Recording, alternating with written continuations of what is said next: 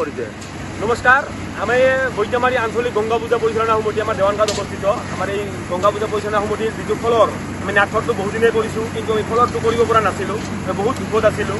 কিন্তু এইবাৰ আমি এই ফলৰটো কাম আৰম্ভ কৰিছোঁ আৰু এই ফলৰটো কাম আৰম্ভ কৰাত আমাক বিশেষভাৱে সহায় কৰিছে আমাৰ এইবাৰ নিৰ্দলীয় প্ৰাৰ্থী হিচাপে আমাৰ প্ৰতিদ্বন্দ্বিতা কৰা বঙাইগাঁও সমষ্টিৰ চক্ৰধৰ দাস ডাঙৰীয়া। আৰু এই চক্ৰধৰ দাস ডাঙৰীয়া আমাক প্ৰায় যাৱতীয়খিনি খৰচাই দিছে, প্ৰায় গোটেইখিনি খৰচা তেওঁ দিছে আৰু তেওঁৰ আজি সহযোগত আমি এই কামখিনি কৰিবলৈ সক্ষম হৈছোঁ। আমি আমাৰ এইখনৰ পৰা আমাৰ বৈদ্যমাৰী আঞ্চলিক গংগা পূজা পৰিচালনা সমিতিৰ তৰফৰ পৰা আমি চক্ৰধৰ দাস ডাঙৰীয়াক ধন্যবাদ জ্ঞাপন কৰিছোঁ।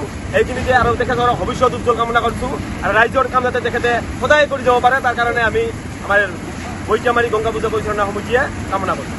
দীপ্তিময় চৌধুৰী আজিলৈকে আমাৰ যে গংগা পূজা ইয়াত আছে, দীপ্তিময় চৌধুৰী গমেই নাপায়। আমি বহুবাৰ তেওঁৰ কালেকশ্যনত গৈছোঁ, মই নিজে গৈছোঁ, কিন্তু দীপ্তিময় চৌধুৰী আজিলৈকে আমাৰ এটা ফুটা কৰিও নিদিলে, কিন্তু চক্ৰধৰ দাসতে যেতিয়া আমি কমিটিখন গৈছিলোঁ, চক্ৰধৰ দাসে ডাইৰেক্ট কৈছে যে তোমাৰ কমিটিখনক মই ধন্যবাদ জ্ঞাপন কৰিছোঁ, কি লাগে কোৱা তেখেতে দিব।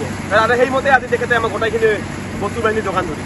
এনে বিধায়ক হিচাপে তেওঁ একেবাৰে কামেই নাই আৰু তেওঁ আমাৰ এই বৈদ্যমাৰী অঞ্চলৰ কাৰণে আমাৰ এই গংগা পূজা পৰিচালনা সমিতিখনে একো কৰা নাই, আজিলৈকে এটকা দান বৰঙণি তেওঁ দিয়া নাই।